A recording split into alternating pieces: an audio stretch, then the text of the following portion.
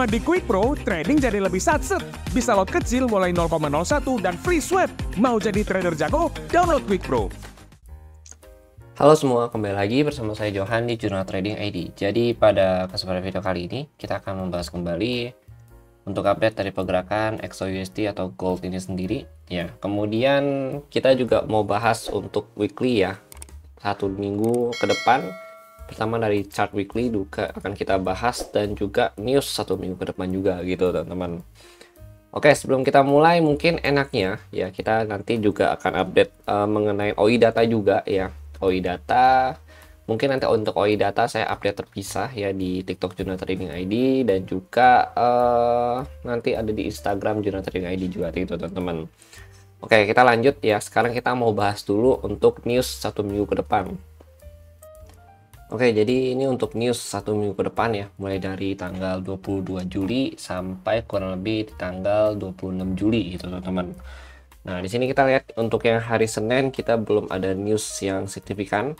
Kemudian di hari Selasa itu ada dari Euro ya, Euro, ECB, Landspeak, kemudian Euro Group Meetings juga sama, lalu kemudian ada dari USD. Nah, USD ini dan ada exciting home sales ya, atau penjualan rumah ya di sini yang sudah bukan dari developernya ya gitu. Jadi bahasa kayak rumah bekas ya, penjualan rumah bekas di sini. Lalu ini di jam 9 malam gitu teman-teman. Oke, ini kalau kita lihat memang ada sedikit penurunan dari 4,11 ya ke 4,00 gitu, atau 4.0 ya gitu. Kemudian kita lihat lagi di hari Rabu ya. Jadi di hari Rabu ini itu ada dari USD juga gitu. Ada dari USD di jam 20.45 ya. 20.45 ini S&P Global US Manufacturing ya, ini dari 51.6 ke 51.6, belum ada perubahan signifikan.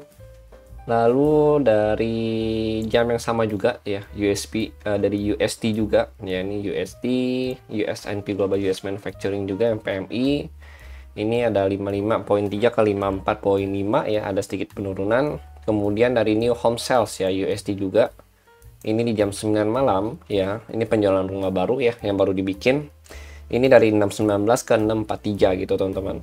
Yang artinya ada sedikit peningkatan ya untuk penjualan rumah baru ya dari developer ya. Kemudian untuk penjualan rumah lamanya itu ada sedikit pengurangan gitu, penurunan gitu teman-teman ya. Oke, kemudian ini di jam 21.30 ada crude oil inventory ya.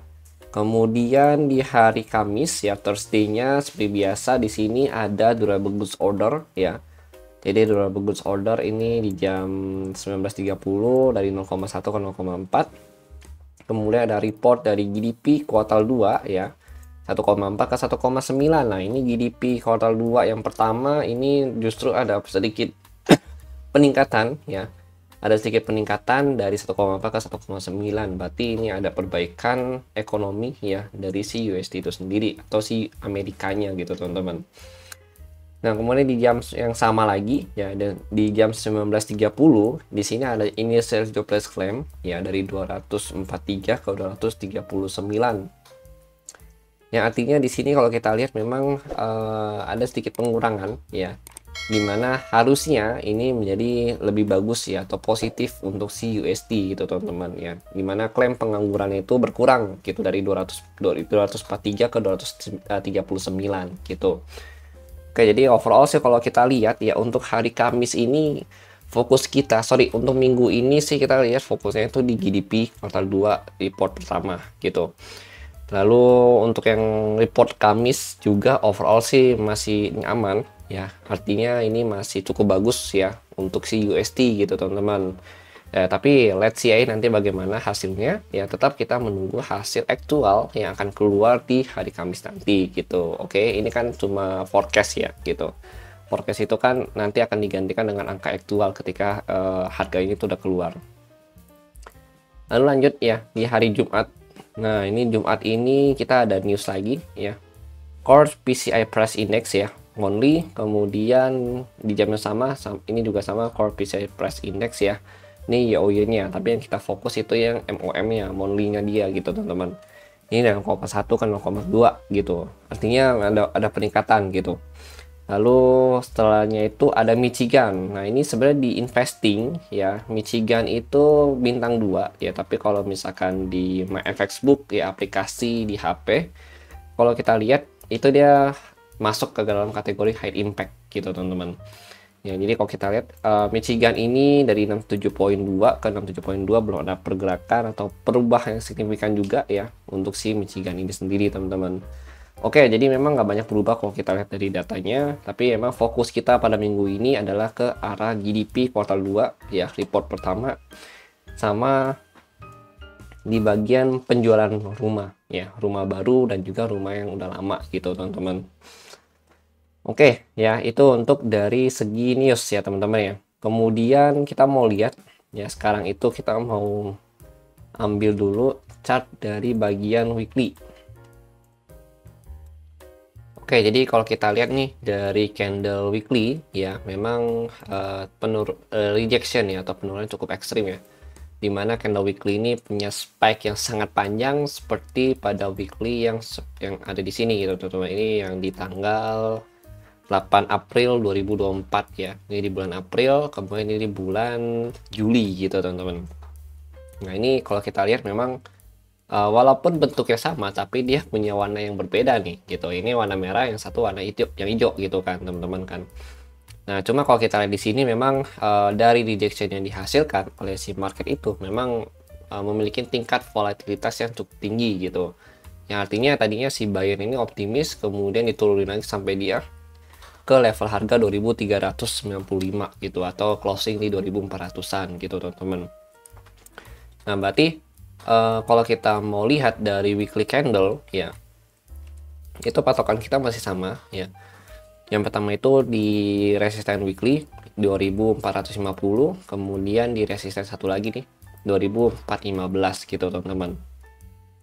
Yang artinya selama harga gold ya weekly-nya belum bisa closing di atas 2415 dan juga 2450 ya, itu dia masih ada potensi untuk turun kembali dan bermain kembali di dalam range harga yang ada di sini, teman-teman gitu. Jadi sebenarnya ya masih ada potensi untuk gold itu nyentuh ke level harga 2287 kembali gitu, teman-teman ya. Tapi yang perlu kita pantau di sini, atau yang perlu kita note ya, remain di sini adalah area golden ratio yang sudah kita bentuk di time frame daily ya, dan juga time frame weekly yang sudah kita bentuk pada time frame daily ya, dan juga time frame weekly ini ya. Ini jadi area support dia nih gitu ya. Untuk saat ini masih di area supportnya dia, berarti di range harga 2385 sampai 2362 gitu ya, di range harga ini, teman-teman. Nah, kemudian artinya ini jadi area support dengan range terbesar ya di time frame weekly ini gitu untuk gold ya, teman-teman ya. Lalu untuk resisten tadi itu di sini ya 2408 sampai 2426 gitu. Nah, lalu kita lihat lagi ya pada time frame daily. Nah, untuk daily sendiri ya, memang di sini posisinya kalau kita lihat ya, ini sebagai area support, ini sebagai resisten ya kan. Berarti ini kan ini sideways zone-nya dia nih. Ya, atau kita sebutlah ini sebagai zona akumulasi ya untuk si gold ya. Akumulasinya itu berarti kan di sini supportnya yang tadi kita sebutkan, kemudian ini resistennya ya kan. Nah, berarti karena dia sudah breakdown lagi ya di bawah 450 ya, berarti kan dia turun nih seperti yang video yang kemarin saya buat ya. Gold selama di bawah 450 dia bisa tembus ke bawah, berarti dia lanjut turun nih, targetnya di 2400 kalau kita lihat dari OI datanya gitu. Dan kalau kita lihat lagi di sini memang dia sudah tembus 450 dan 415 ya. Nah, ini range-nya yang tadi saya bilang ya, range-nya. Jadi untuk range pertama ya, selama dia di bawah 450 415 ya, di sini dia masih lanjut turun. Nanti target selanjutnya itu di sini gitu, di 360-an ya, sampai berapa nih, 385 ya sampai 362 ya. Berarti nanti kurang lebih ini kan kalau misalkan dia koreksi nih ya, ini kan ada potensi dia untuk koreksi dia itu nanti kita pantau nih di range harga mulai dari 2408 ya, 2408 sampai 2426 ya, kita pantau di area ini gitu. Ini jadi selling point pertama kita gitu. Nanti begitu dia belum bisa atau closing di atas 426 ini atau di atas zona ini ya, seperti ini nih, berarti dia ada potensi untuk lanjut turun lagi, lebih besar ya potensi lanjut turun. Nanti dia akan bentuk kurang lebih pergerakannya seperti ini. Nah ini nanti targetnya dibuat 2385 sampai 2362. Ini kalau kita lihat dari SNR yang ada gitu ya teman-teman ya. Target bawahnya lagi di mana bang? Nah target di bawahnya lagi itu dia potensi untuk nyentuh ya, ini sih dia nggak akan langsung turun ya potensinya gitu. Dia paling akumulasi dulu baru dia turun ke 2333 ya di sini. Cuma di sini nih ada tahanannya gitu ya kan. Soalnya kenapa cuma di situ ada tahanannya? Kalau kita lihat lagi ya di sini,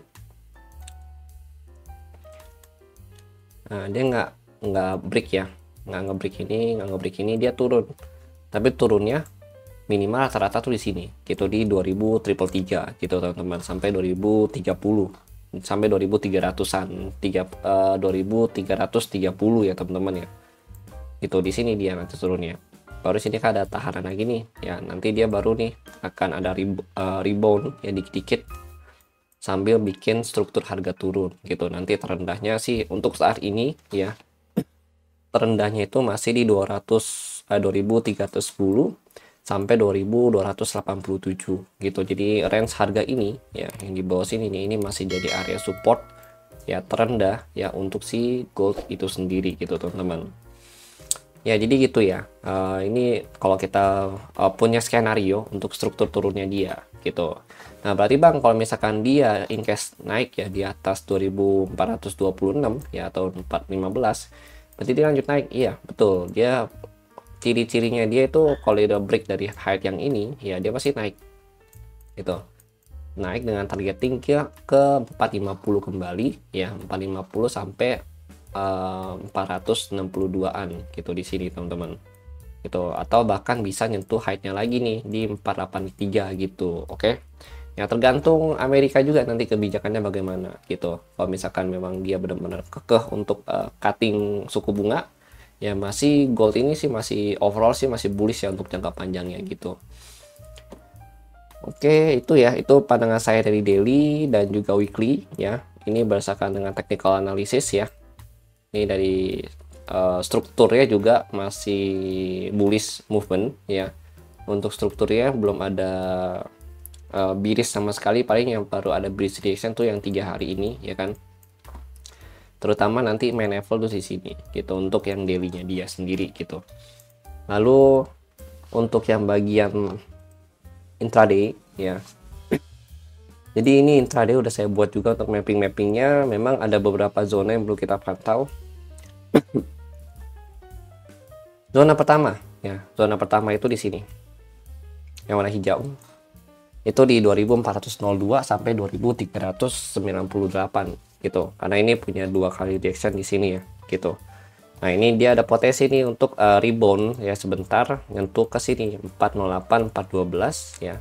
Ini zona pertama selling point, terus zona kedua di sini di 420 423 ya. 423 mungkin nanti kita bisa spare lah sampai 426an gitu teman-teman ya, ngikutin yang tadi di daily-nya dia sendiri di sini gitu. 426 berarti 420 sampai 426 yaitu range-nya mungkin nanti kita bisa lah, maksudnya kayak cari entry point di 423 atau 422 ya kan. Supaya range ke 426 itu tidak terlalu jauh gitu. Baru nanti dia akan turun lagi ke bawah ya, selama dia nggak ngebreak 1-2 area ini nih ya kan. Dan ekstrimnya itu paling dia ke 430 434 lagi gitu di sini ya, ekstrimnya sini baru dia lanjut turun lagi ke bawah gitu. Jadi ada 2 skenario ya, ini skenario 1 ya, skenario 2 ini ekstrim. Kalau misalkan benar-benar terjadi berarti kita tunggu di sini lagi gitu. Oke.